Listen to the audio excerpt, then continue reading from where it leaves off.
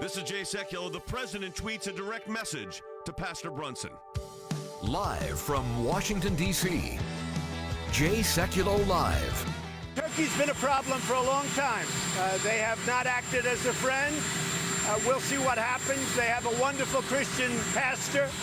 He's a wonderful man, Pastor Brunson. They made up this phony charge that he's a spy, and he's not a spy. He's going through a trial right now, if you call it a trial. They should have given him back a long time ago. And Turkey has, in my opinion, acted very, very badly. So we haven't seen the last of that. We are not going to take it sitting down. They can't take our people. So you will see what happens. Phone lines are open for your questions right now. Call 1-800-684-3110. The problems in Turkey have been brewing for a couple of years now, and the issue with Pastor Brunson, we met with government officials in Ankara on this very issue a couple of years ago.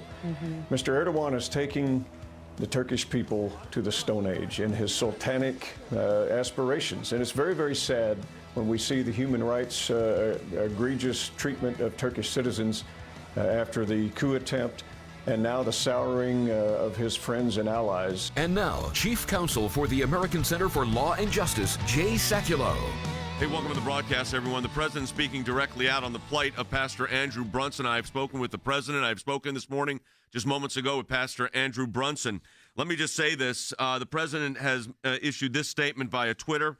Turkey has taken advantage of the United States for many years. They are now holding our wonderful Christian pastor, whom I must now ask to represent our country, as a great patriot hostage.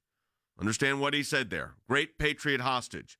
We will pay nothing for the release of an innocent man, but we are cutting back on Turkey. Let me say this is our official statement as Pastor Brunson's lawyers. This is our official statement on this.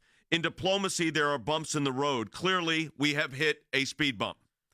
However, we remain hopeful for his expeditious release. Having said that, let me be clear. We fully support the president's unwillingness to pay ransom for a hostage to the Turkish government, Turkey being a NATO ally.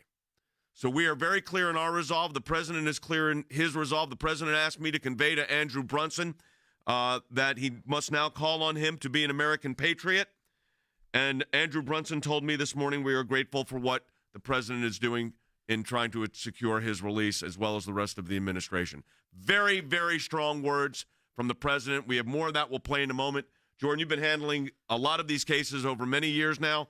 This one, a NATO ally, but it is a speed bump. No question about it. A NATO ally with an American hostage. I mean, that is the situation we are in now with Pastor Brunson's case. And I want to make that clear. This is a NATO ally holding an American citizen hostage. And we know now from President's tweet what Erdogan wanted. Cash, money. Not just an end to sanctions, but actual payment for it. And that's a hostage situation. That is not okay, we'll go back to negotiating the F-35s and the Russian missile defense system and all of that.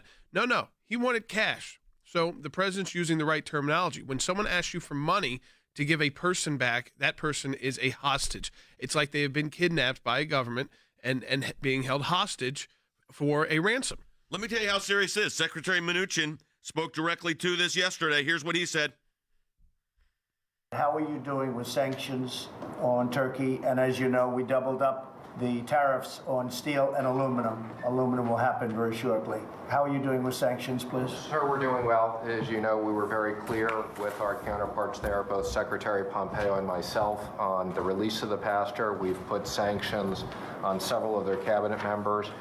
Working with you, we have more that we're planning to do if they don't release him quickly. This is coming from Secretary Mnuchin. I was with the secretary in Jerusalem not that long ago during the opening of the embassy. But let me be crystal clear. In diplomacy, there are speed bumps. We've hit one. We will see this return of this pastor. But the Turkish authorities need to understand, he's being held as a hostage now. He's a patriot. The country's not going to be intimidated. Pastor's not going to be intimidated. And the NATO ally needs to be rethinking its position. We'll take your calls and comments on all of this at 1-800-684-3110. We come back from the break. 1-800-684-3110. Back with more in a moment. All right, so Facebook and Periscope, let us encourage you to share this with your friend. We got a lot of people watching on our social media platforms right now. So if everybody on would simply share it with your friends, there'll be a lot more people be engaged in this. Van, what are you hearing in Washington? Obviously, I've had direct conversations with the president and with Brunson this morning. Yeah, both sides of the aisle are going to support this move, Jay. I mean, it's very simple. If you pay ransom for hostages, more Americans will be taken. We've taken that position very consistently across previous cases that we've had, and I think Pastor Brunson would agree with that as well. Look, Jay, I hear the president's statement of we will pay nothing. I agree with it, but I would flip the table on it. Turkey's about ready to pay a very high price. We know the sanctions that have started to come down. The president has a whole wave of authority that Secretary Mnuchin referenced, everything from economic to diplomatic to security. We know that the Senate just sent to the president, and the president signed that 90-day delay in the delivery of the F-35s. Jay, of course, that could be extended when that comes down the line. Look, there are more waves of sanctions and leverage points that the United States can influence than we really even have time to discuss. So I think Turkey has only began to fill the squeeze if they don't come around. Let me run this to Andy Economo. I mean, the president's statements are strong. You've studied Turkey for a long time. You've been there. We've written a book about it. What's your sense of where we are? We've hit a speed bump. Well, I think that this may be the beginning of Turkey's movement to a non-aligned nation status and complete departure from the West. And that's the thing that alarms me. You know, Turkey has been trying to have accession to the EU for a long time. That has not happened. Now we have this terrible... You think they really wanted that? I think they did. I really do. But, I mean, the reality is that European Turkey is Istanbul, period. The rest of it is Asia, and we have to face that. But I think that this is it's an unfortunate step for the Turks. All right. We're coming back on. Taking your calls, 800-684-3110.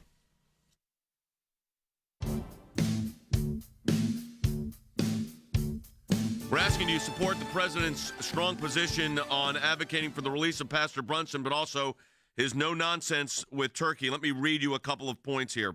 First, this is a tweet from the president yesterday evening. Turkey has taken advantage of the United States for many years. They are now holding our wonderful Christian pastor, who I must now ask to represent our country as a great patriot hostage. Very strong words there. We will pay nothing for the release of an innocent man, but we are cutting back on Turkey. Then, this morning, the president said this in an address as he was leaving. Take a listen. Turkey's been a problem for a long time. They have not acted as a friend. We'll see what happens. They have a wonderful Christian pastor. He's a wonderful man, Pastor Brunson. They made up this phony charge that he's a spy, and he's not a spy. He's going through a trial right now, if you call it a trial. They should have given him back a long time ago. And Turkey has, in my opinion, acted very, very badly. So we haven't seen the last of that. We are not going to take it sitting down. They can't take our people. So you will see what happens. This is the statement, our statement, as Andrew Brunson's lawyer. I say this: in diplomacy, there are bumps in the road. Clearly, we have hit such a bump. However, we remain hopeful for Pastor Brunson's imminent and expeditious release. But let me be clear, we fully support the president's unwillingness to pay ransom for a hostage to Turkey, who's supposed to be a NATO ally. I will also underscore that the justice system there, as we know, is far from independent. We also know that this is having significant economic impacts on Turkey, which it should, because they're putting themselves and their country and their people in jeopardy over this, Pastor. What is the latest, Professor Hutchinson, on the Turkish economy? And there was a little bounce up in the lira yesterday. That is not the case today. Absolutely. So the Turkish lira continues to fall. It has fallen by more than 40% over the past 8 months or so, in addition to which petroleum prices are skyrocketing in Turkey, largely because the Turkish lira continues to fall. So Turkish petroleum prices have gone up 60% over the last year or so. Hyperinflation is on the move. Foreign denominated debt continues to rise. This is an economic crisis, largely the making of one particular individual, President Erdogan, and his reckless economic policies. We have a book called Burning Bridges, Turkey's Return to Islamic Authoritarianism. This was written at our Center for the Study of Law and Public Policy at Oxford. Let me say this regarding that. For anyone that gets on air today, we're going to get you a signed copy of this book with your questions or comment. And the question that we're asking you is, do you support the president's tough language and tough action? He's not paying money for a hostage. And this is an American who's done nothing. The judicial system in Turkey is not real. We should be very clear and unequivocal about that. And what we have right now is not only a sham trial proceeding, which is, of course, going on, but we also have an innocent American being held hostage, now held hostage in his home. But look, we're calling on Turkey for his immediate release, and so is the rest of the world. Jordan? Yeah, that's right. I mean, I think you're at a situation here, as you said, this has reached a difficult road diplomatically, a bump in the road. Hopefully that's all it is. Maybe a more significant bump than those previous before. But what we have seen is the U.S. has not used the full power of our sanctions to punish Turkey. And we've already seen Turkey, the economy, as Harry was talking about, in a downfall. And so we have Steve Mnuchin telling the president yesterday, he says, we're ready to up, right now we have sanctions on 2 people in Turkey, 2 cabinet officials. What if we sanctioned every part of their economy? You think that they keep Andrew Brunson? How long do they think they keep Andrew Brunson in prison? I mean, there's only so many Coca-Cola bottles you can roll down, and iPhones you can bust out in the streets. And by the way, who can afford a new iPhone right now in Turkey? Yeah. Unless you're the uber rich of the country. I mean, so it's kind of like, again, they are playing with some fire here. I think that's why the president said that message to Pastor Brunson: see yourself as a patriot now, because what we may have to do to get you out is full-scale sanctions, which, we usually do not use on countries considered allies. How do you see it, Andy, right now? I mean, you know this area. Well, I am wholly in accord with the things that Jordan has said. The Turks have become, or Erdogan wanted to become the Sultan. He wanted to go back to the pre-Ataturk days and to be a Sultan and a strong man, and his word was the law. Well, the Turks in elections gave him that authority and that power. He's been there, 16 years? Look what he's achieved in 16 years. He's brought Turkey to the bottom of the barrel. But I agree with President Trump's view with respect to what he's doing on behalf of Pastor Brunson. This may be partially because of my Greek heritage, but as far as I'm concerned, make them buckle.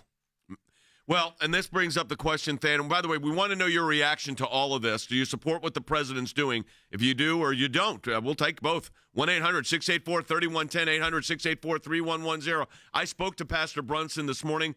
I told him that the president is asking him to be an American patriot who's being held hostage. He understood the consequences of that.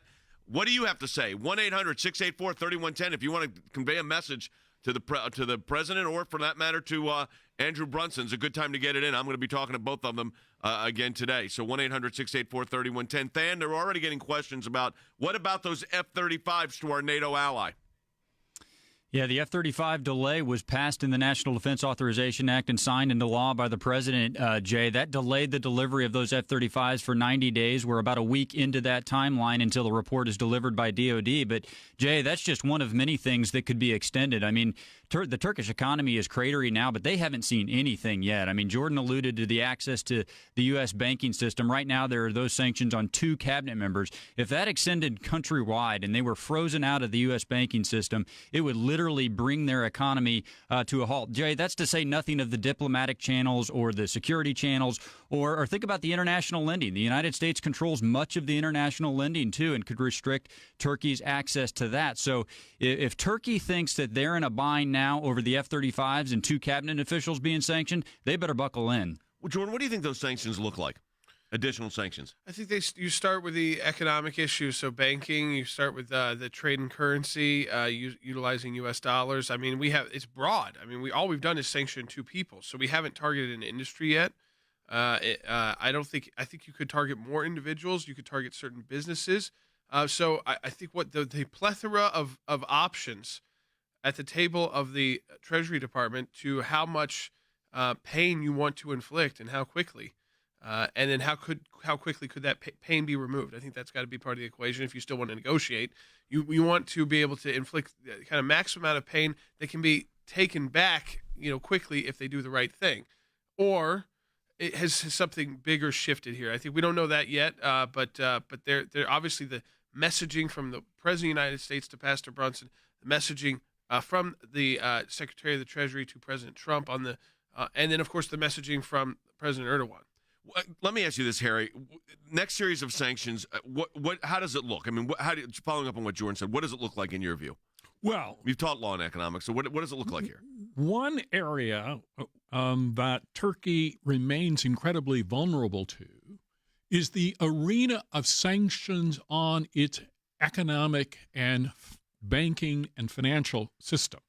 Recently, for instance, the central bank has intervened in the economy, and it has stabilized the value of the lira, at least temporarily.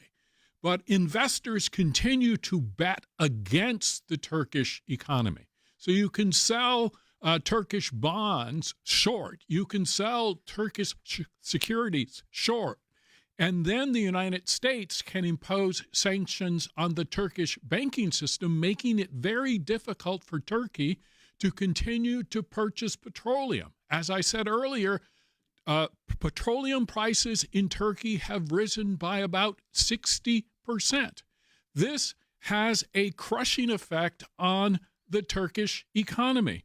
And so Pastor Brunson has become an increasingly expensive hostage, if you will, in Turkey. And the Turkish government needs to recognize reality. The blocking point, I think, is President Erdogan. He is a very stubborn guy, and it's, for him, I think, a matter of pride to stand up to the United States. So no face-saving measure right now. So he's looking for a face-saving measure, but I doubt that President Trump is prepared to give him one. I mean, well, the president's not paying for a hostage. We're not doing that. This is the United States. We're not doing that. They've done that before. Doesn't work out very well. No, I mean that's you're starting to get towards the end of having an ally, even calling him a member of NATO. I would imagine this needs to come before NATO at some point, because if, as we now know from the president's tweet, what was indicated by Erdogan is that, okay, we've done this, this, and this, but ultimately we're not going to release him unless you give us this much money. That is a ransom request. That is a hostage situation inside the NATO alliance. At that point, I think it needs to be brought before NATO. That's why I think, this involves really the international community. You said, Dad, once the most expensive pastor. I think this becomes one of the most complicated situations involving a group that is supposed to be friendly and united. Yeah, unreal. All right, we're going to take your calls. Lines are jammed. 1-800-684-3110. That's 800-684-3110. Back with more on the detainment of an American patriot, Andrew Brunson. Back with more in a moment. All right, we are taking your phone calls at 1-800-684-3110. Jill on Facebook, let's answer this question. It seems bizarre that Turkey is willing to suffer all for one person. Andy, I go to you. At what point do people there say, okay, really? I mean, now they have demonized him. In the Turkish press, we get them every day. I mean, it's in every newspaper front page.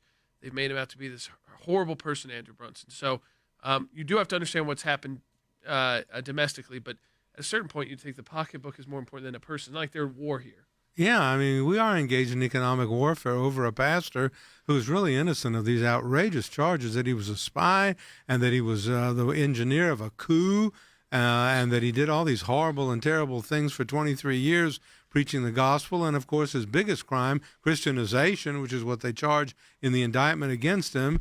And you build up this, as you say, demonize him in the Turkish press and media, and then you turn around and say, well, now we want to free him. Oh, my God, the Turks and their pride, and then especially Erdogan's incredible pride, hubris, which I remember in literature we says pride goeth before a fall, and that's exactly what's happening right here. His pride is going to take him down, I think. So far, I just want to make this clear to people out there on social media. People ask, can we do this without punishing all Turks? I mean, right now, there are only sanctions on two individuals within Turkey who are cabinet-level positions, the Minister of Justice, Minister of Interior. So they have not brought the sanctions out to try and punish. Now, the idea that there could be sanctions has hurt the economy. Sure, that shows you the strength of the U.S. It also should be a gut check for the decision-makers in Turkey, is that if just the idea of sanctions causes such economic turmoil in your country, imagine what the sanctions would do. And you'd hope that they could be quickly reversed unless Turkey is going down a very bad path that it doesn't want to change. We'll be right back.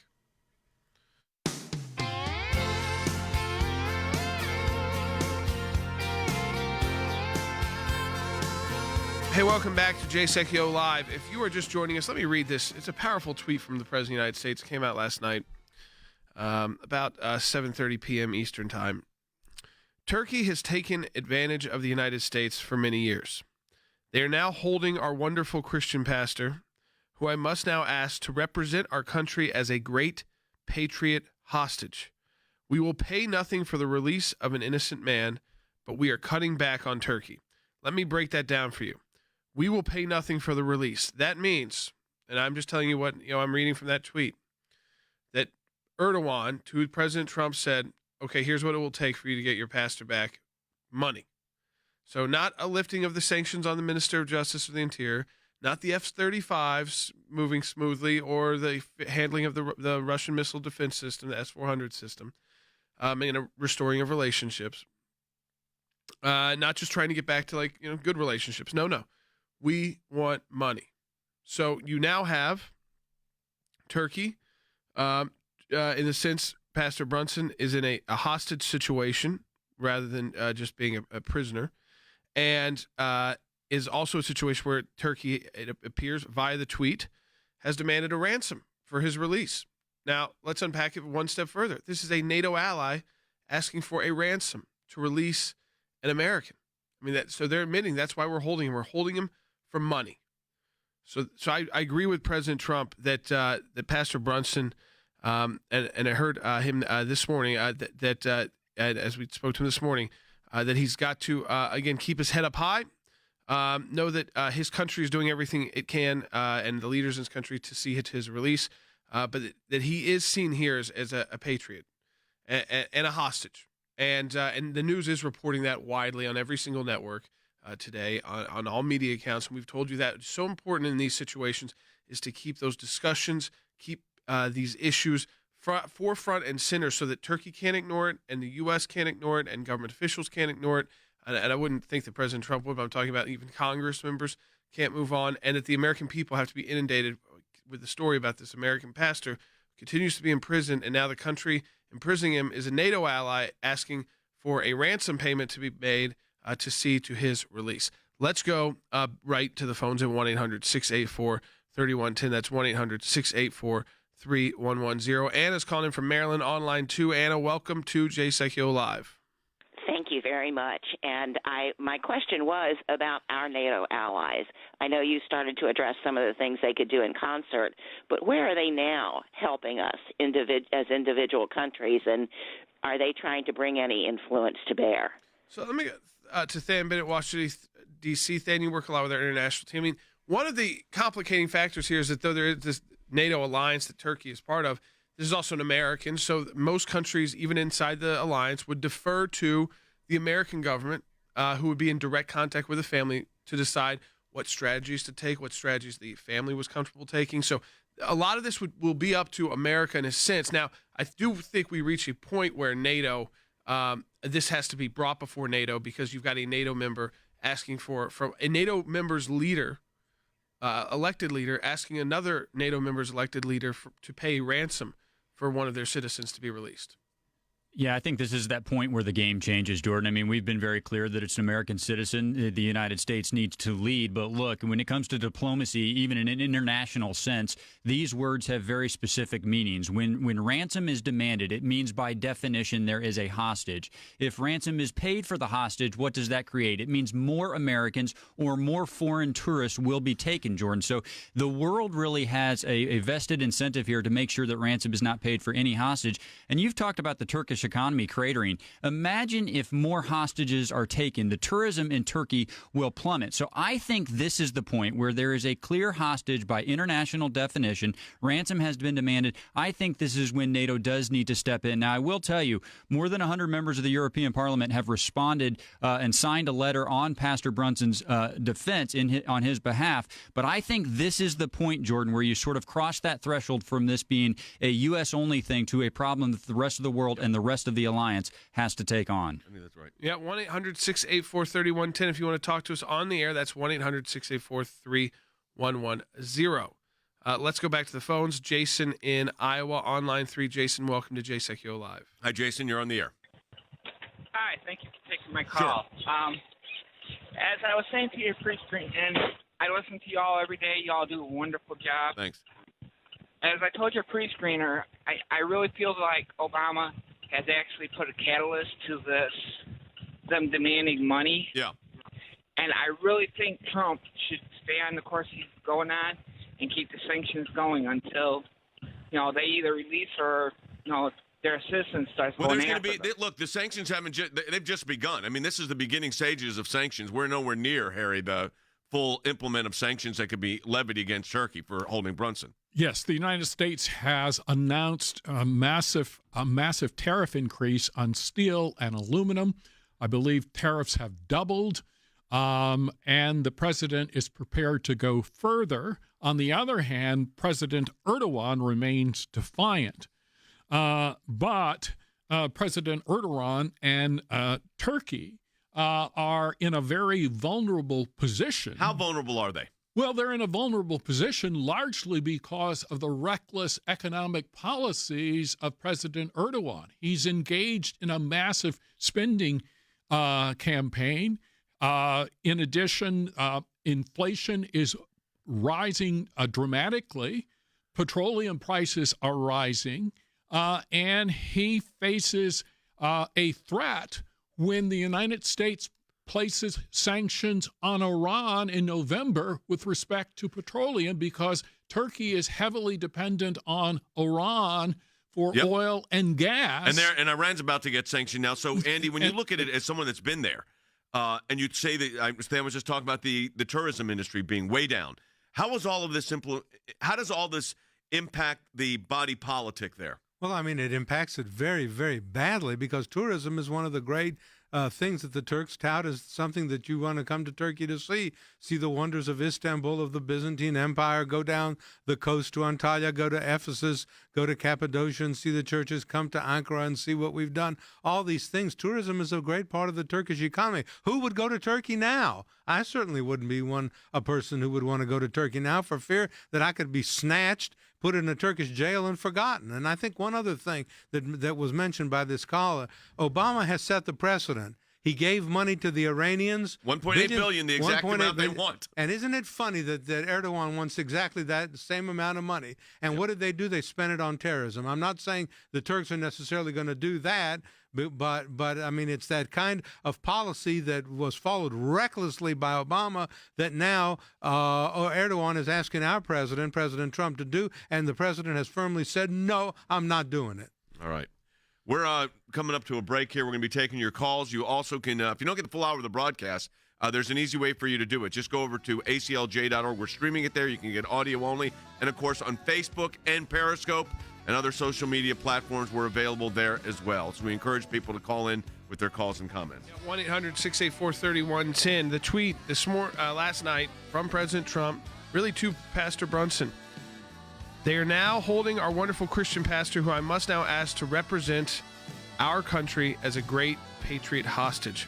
We will pay nothing for the release of an innocent man.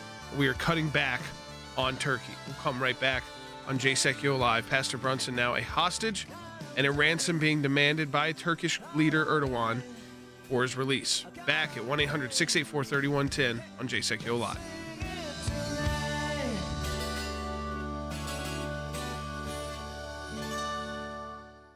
All right, so Facebook and Periscope, we've got lines are jammed right now, but keep trying. 1-800-684-3110. Dana on Facebook writes, if Turkey is acting like he is a hostage, are they going to still go through with his sham trial or just indefinitely hold him? They'll still have the trial going, don't you think, Andy? Oh, yeah. The trial is something that they need to keep going on to save face. This ridiculous trial that convenes for a day and then adjourns for months and then reconvenes again, where the witnesses are covered up, where the voices are distorted, where you don't have any cross-examination. But this is the fact that the Turks don't have an independent judiciary, Jay. It's controlled by Erdogan. But I think they'll continue this trial and continue the sham until they buckle.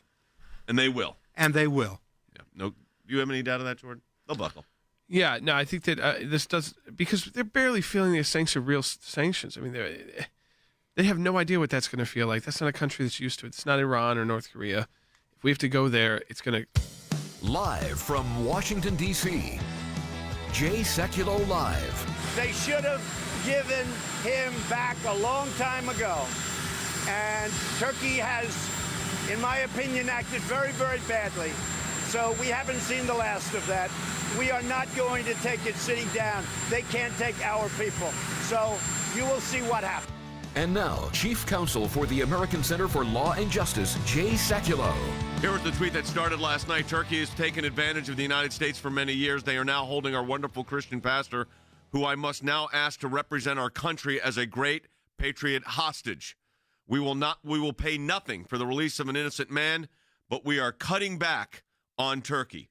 And I will tell you this, that the fact of the matter is, and you need to understand this, the scope and nature of what we're dealing with here is he is now held hostage. Let me give you my official statement as Pastor Brunson's lawyer. I also spoke with the president last night and again multiple times yesterday on this involving Pastor Brunson, and he is committed to his release. But we're not going to, he is being held hostage, and we're not going to pay ransom. That's what this is. Here's what our official statement is in support of Pastor Brunson. In diplomacy, there are bumps in the road. Clearly, we have hit one. However, we remain hopeful for the pastor's release on an expeditious basis, but let me be clear. We fully support the president's unwillingness to pay ransom for a hostage to Turkey, a so-called NATO ally. That's the official position of the American Center for Law and Justice, my position as the pastor's lawyer. The president has also made it very clear on what he's expecting here.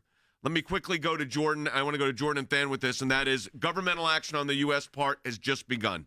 That's right. I mean, Turkey feels like they're feeling pain right now. Don't buy iPhones, which, by the way, who there can afford it right now? And if dump your Coca-Cola out. I mean, okay, that's over sanctions over the Minister of Justice and the Minister of Interior, and a delay in the F-35, and some of the idea that there may be more sanctions if Pastor Brunson's not released. Imagine if there are more sanctions actually imposed. What happens to their economy? The people who right now can kind of act out in the streets and think that they're supporting their strongman government here. I don't think that lasts so long. This will be a true test, as we've already brought up.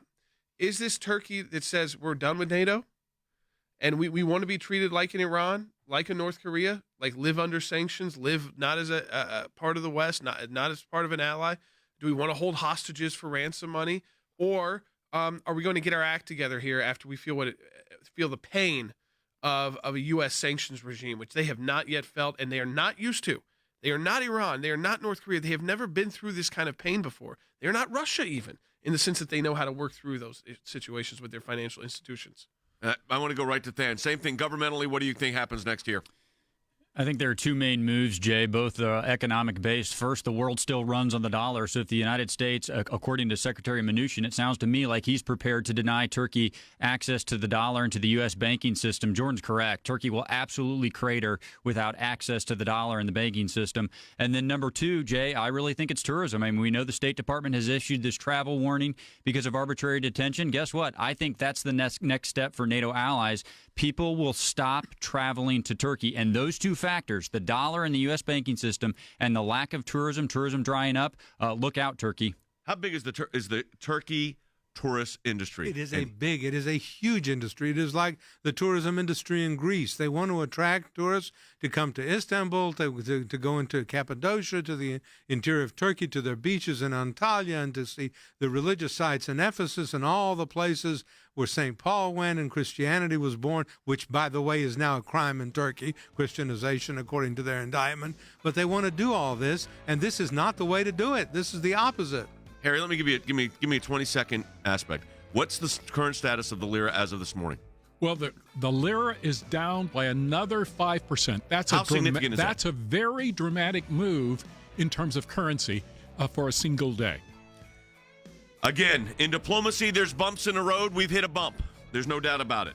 However, we remain hopeful for the pastor's expeditious release, but let me be clear, we fully support the president's unwillingness to pay ransom for a hostage to the nation of Turkey, a NATO ally.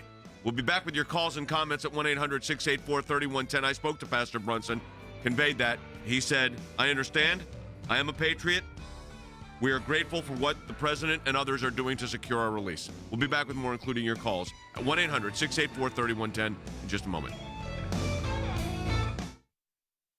President Trump calling out the Turkish government on Twitter, writing, "Turkey has taken advantage of the United States for many years. They are now holding our wonderful Christian pastor, who I must now ask to represent our country as a great patriot, hostage. We will pay nothing for the release of an innocent man, but we are cutting back on Turkey." Turkey, they have not proven to be a good friend. They have a great Christian pastor there. He's a very innocent man. The Associated Press says that a Turkish appeals court has rejected Pastor Andrew Brunson's appeal to leave house arrest. That upholds a previous decision from a lower court from earlier this week. The Trump administration's demands for Turkey to release Brunson are becoming more frequent. Turkey has detained Brunson for nearly 2 years. Turkey, and specifically President Erdogan, have treated Pastor Brunson, who we know to be a very good person and a strong Christian who's done nothing wrong, very unfairly, very badly, and it's something that we won't forget in the administration. They have a wonderful Christian pastor. He's a wonderful man, Pastor Brunson. They made up this phony charge that he's a spy, and he's not a spy. He's going through a trial right now, if you call it a trial. They should have given him back a long time ago. And Turkey has, in my opinion, acted very, very badly. So we haven't seen the last of that. We are not going to take it sitting down. They can't take our people. So you will see what happens. And we're back. You know, interesting question just to update people. Laura on Periscope writes, how long has Pastor Brunson been held? Here's the quick answer, 679 days. Wow. That includes his house arrest. That's began in October 7th of 2016. Just to give you a little portion there, it'd be reaching pretty close to getting to that time period where he's been in prison or at least in detention for 2 years.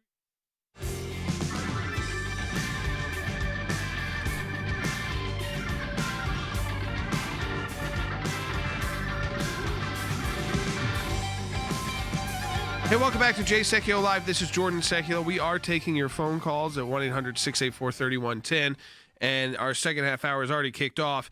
We had a good call, I think, to put in perspective, a good comment come in on Periscope from Laura. And I answered it for our Facebook and Periscope audience, but I wanted to explain it to all of you so you understand what Pastor Brunson and his family have been through. Laura wrote, just how long has the pastor been held? 679 days. So this began really during during the transition. It was before the U.S. election, right before the U.S. election. It was not resolved quickly, even though initially he was held in a detention facility for where you would be deported. So even while the Trump campaign was turning into the Trump transition team, this issue was being worked on. So that's how on the Trump team, Vice President Pence, and of course President Trump taking the direct lead almost every single day when necessary, Secretary of State Pompeo and others, their whole staffs. But that's how long it's been worked on. So it's 679 days. That includes the house arrest as well from the last few weeks, which means we are getting closer and closer to 2 years, 730 days. So I think that's very important when you point out these messages of strength from the U.S. president to President Brunson, which he knew we could communicate to him directly via phone to, again, represent his country as a great patriot because he's now a hostage. I think it just underscores that when we go through the time. Sometimes we forget how long this has gone on. It's gone on since before President Trump was elected. And really, the work from the Trump team began during the Trump transition before they had even taken the power. Because remember, we had those periods of time. There was no Secretary of State. There was a Secretary of State that wasn't very effective. And we got Mike Pompeo in, and things started really changing, and the president really engaging. But it's tough. This is tough negotiating. Let's go right back to the phones at 800-684-3110. Yeah, let's go to, I think this is a really interesting, unique call, too. Tyler in Idaho on line 6. Tyler, welcome to Jay Sekulow Live. Hey, Tyler. Hey, thank you for taking my call. Yep. Is there a possibility that Turkey will close the Dardanelles Strait to American shipping vessels in response to sanctions from the U.S.? That would be a provocation, act of war, in my view. What do you think, Andy? That would be an act of war, but it also would implicate the Russians because the Russians use those as from the Black Sea into the Sea of Marmara and then ultimately into the Aegean, and that would be the last thing that Erdogan would want Great a call, war though. with the Great Russians and a war with the Americans as well. That's not going to happen. And that would have dramatic impacts on the economy if they close the Dardanelles. It's like the Iranians with the Straits of Hormuz. I mean, you start doing this. Absolutely, but we should not underestimate Erdogan's willingness to put his pride before the Turkish economy. Yeah. All right, go ahead. We're going to take more calls. 1-800-684-3110. Yep. But before I do that, Than, is there any talk of specific additional sanctions that the Congress and the Senate, I mean, we know, of course, they're working on the F-35 situation. Is there anything else being talked about or even whispered about?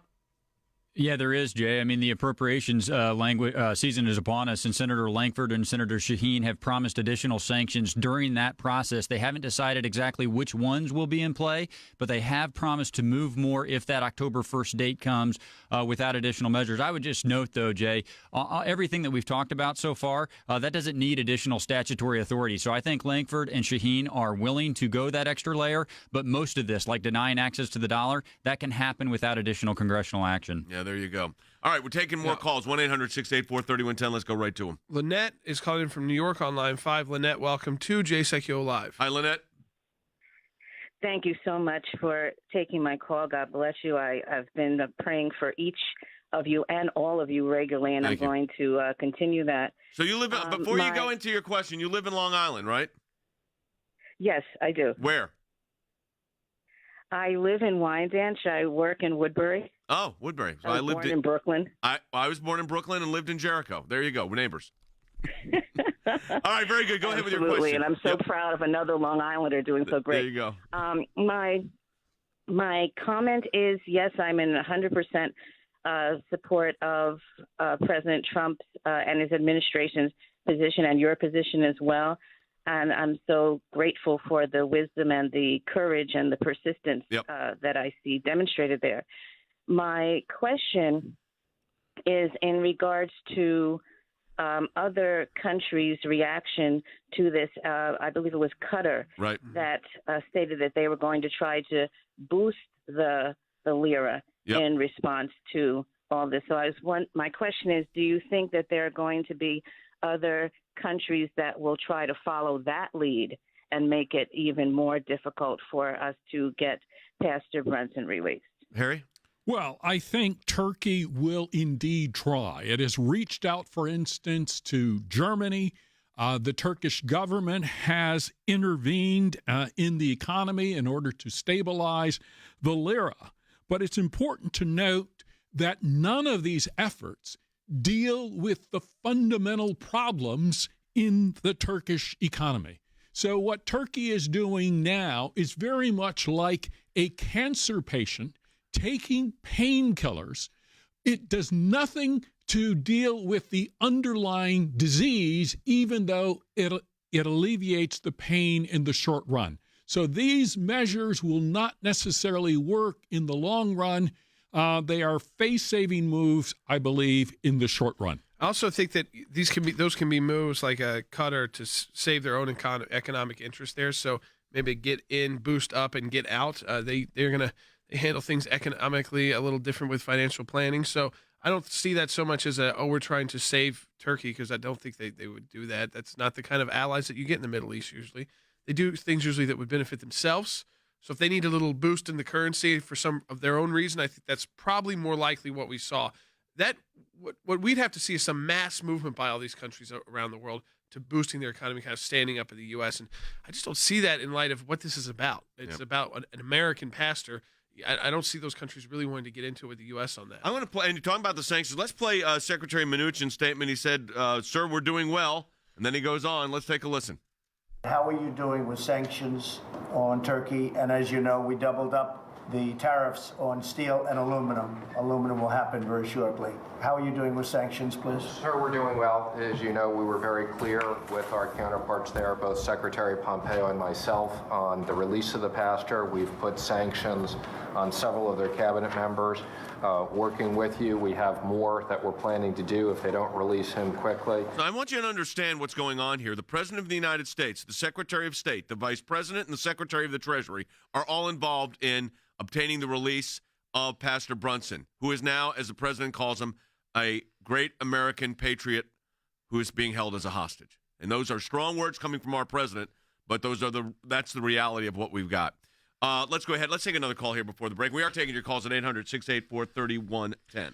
Yeah, Patrick in Nevada. I think that this is something shared by a lot of people. Patrick, welcome to Jay Sekulow Live. You're on the air. Thank you, Jordan and Jay. Yep. Jay, because we're similar age, and I've spoken with you before. Yep. I was a United States Marine. Yes, sir. And I remember when I was in with Carter, and he had our military so demoralized because of the hostages over in Iran. And then when Reagan came in, man, we felt like finally we got somebody who's taking care of us and going to take charge. I see a great similarity between that and what the Obama administration did and how they demoralized our military, and that how much we love President Trump and the backbone and support that he shows. Well, the Defense Authorization Act, Than, showed a tremendous boost to the military. I mean, it was finally got a raise after, 11 years of basically nothing? Yeah, that's right. I mean, the strength of the United States, Jay, it's only worth something if you're willing to use it. And I actually think the NDAA, the National Defense Authorization Act, showed both sides of the strength. On one side, it raised the pay for the troops and authorized a whole range of defense programs throughout the Pentagon. At the other hand, on the other side of the equation, Jay, it used the stick approach and said, look, if you're not going to act like an ally, we're not going to partner with you on security programs such as the F-35. We're going to delay the delivery of those jets. So, Jay, I mean, I think the caller's right. I think the strength of the United States is being used, and it's particularly apropos when you compare it to the last administration that did pay for hostages. This one has specifically said that they will not. So I think great caller, great point, and the strength of the United States is on display. All right, we're going to go ahead and go get ready for our next segment of the broadcast. So the last segment, you can ask us a question on any topic, but, of course, we're getting a lot of questions on this one. 1-800-684-3110, 800-684-3110. So we'll take your calls. If you ask me, do I think that Brunson will be released? The answer is yes. Can I tell you the date? The answer is no, I cannot. Do I know the president, the vice president, the secretary of Treasury, and the secretary of State are committed to the release? Yes. Do I believe he's being held as a hostage? The answer is yes. That's the status of the case right now. I said this earlier. I'll say it again. In diplomacy, there's bumps in the road. There's no question we've hit a bump. I spoke to Pastor Brunson this morning. I spoke to the president yesterday evening on this.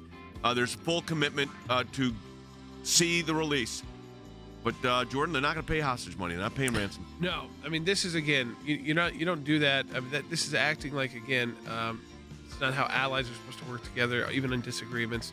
The fact that Erdogan pulled this stunt is, I guess, not shocking anymore, but it shows a deterioration in relationship, and it's why we need to pray that Pastor Brunson remains strong, as President Trump tweeted. We'll be right back.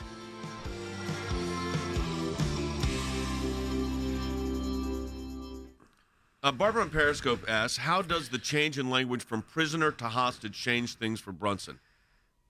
It's an interesting... He's not technically in prison, although he's still under house arrest. Hostage is a strong word, Andy. Well, it is a strong word. It means somebody that you're going to hold until you pay something to get him back. And I think Erdogan has made this really big miscalculation that he thinks Donald Trump is Barack Obama. Because I think that he says, just demand some money and you'll get it, just like the Iranians did. So let me try it with this guy and see if it'll work. Well, guess what? It ain't working with Trump. How do you see it, Harry, when the change from a prisoner now to hostage, the language the president's using? Well, with a situation, if the individual is classified as a prisoner and he has been held legitimately on criminal charges, that is one thing. In this particular case, President Erdogan is holding Pastor Brunson for money. In other words, he is seeking to force President Trump to stand down. I think Erdogan ultimately will have to stand down himself. Yeah, I mean, it is a real change. It's a real bump. I mean, you call it bump of the road. This is a real change when you have someone you've been negotiating with now say, okay, here's what it will take. Not people, not trading, other people have been in prison. I want cash. I want money for this person. What does that sound like? That's a criminal. That's what criminals do. Criminals ask you for money. Kidnappers, I think is what you would call it. It's when you kidnap someone and say, I demand this much money. That's called a ransom. And Erdogan has now put himself in the position of a kidnapping a kidnapper asking for a ransom, not so much of a strongman image. All right, we're taking your calls, 1-800-684-3110, 800-684-3110. Dale, Michael, Sandy, hang on. We'll be right to you in a moment.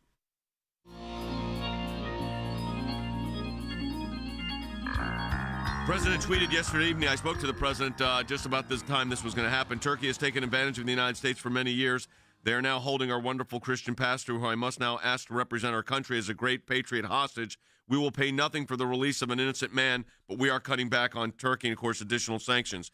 I made this statement. This is our official statement from the American Center for Law and Justice and my official statement as the pastor's lawyer. In diplomacy, there are bumps in the road. Clearly, we have hit one. However, we remain hopeful for the release of Pastor Brunson on an expeditious basis. But let me be clear, we fully support the president's unwillingness to pay ransom for a hostage to the nation of Turkey, a NATO ally. That is our statement on this.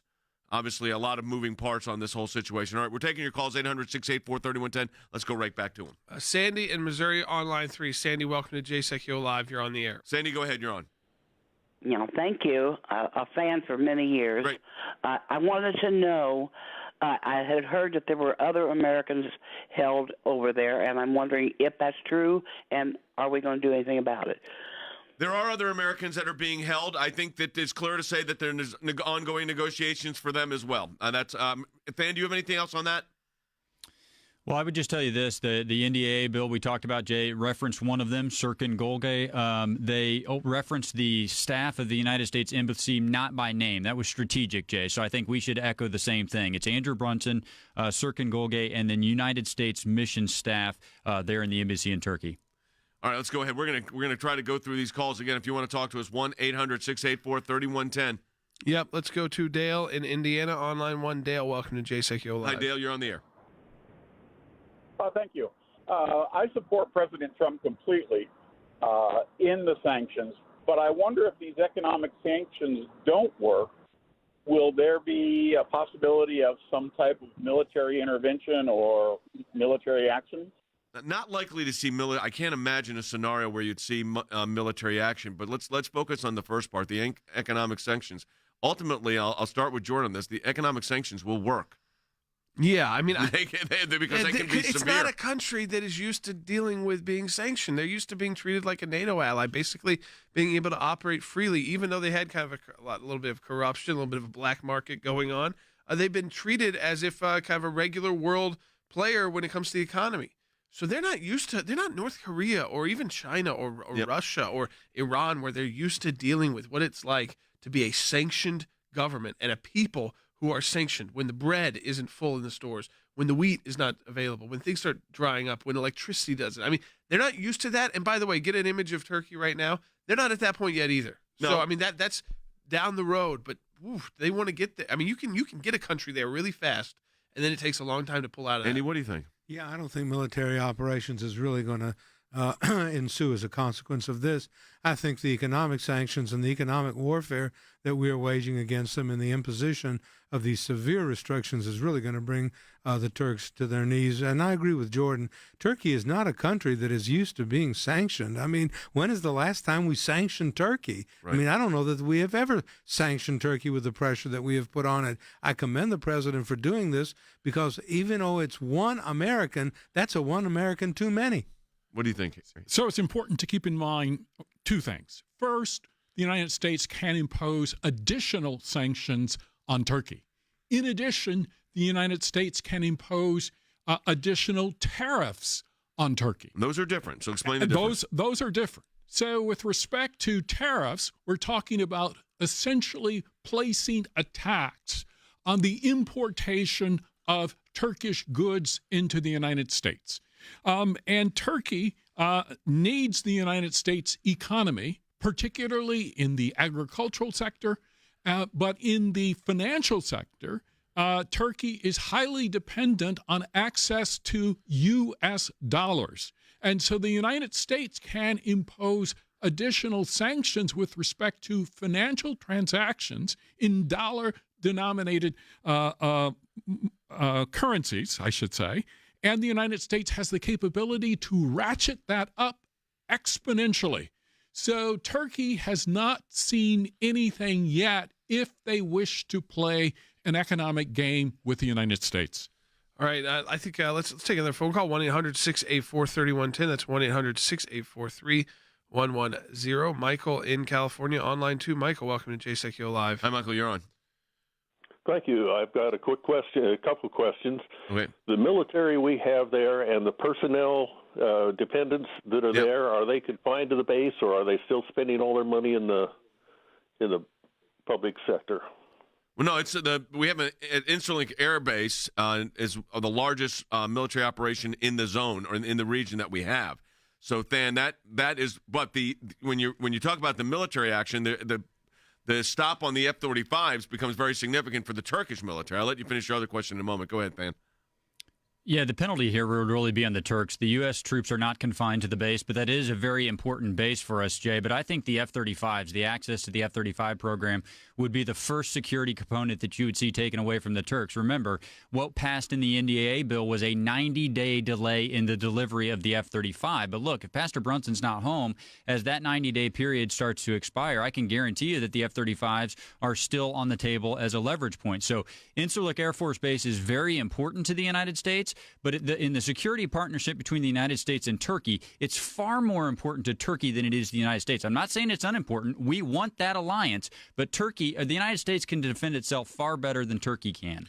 JT on Facebook writes, doesn't demanding the ransom totally destroy their argument there's a legal case against the pastor? Well, you see what happened here is that President Trump took that out to the open.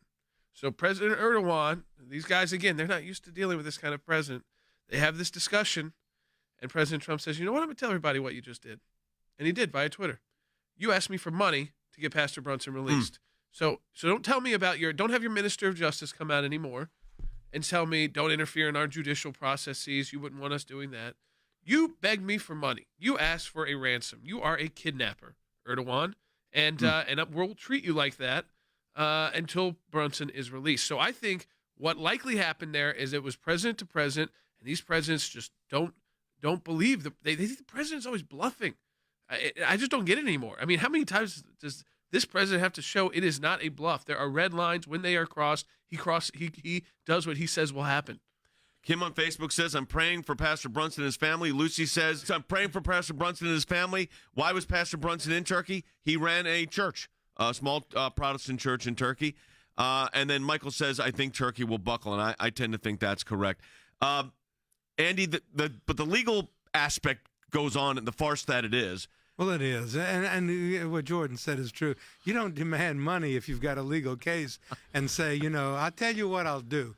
You give me $1.8 million or billion dollars, whatever it is, and the legal case goes out the door. There's no legal issue. Christianization is no longer a crime. He never did anything. What a bunch of nonsense. It clearly is. All right, that does it for the broadcast. Hey, look, be in prayer for Pastor Brunson.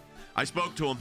He's being firm. But let's pray for our leaders. Pray for the leaders in Turkey that they understand what's at stake for their country and for their people as they continue to hold an American hostage. That's what this is. Again, if you want to engage with us, aclj.org or on our social media platforms at Jay Sekulow, at Jordan Sekulow, at American Center for Law and Justice.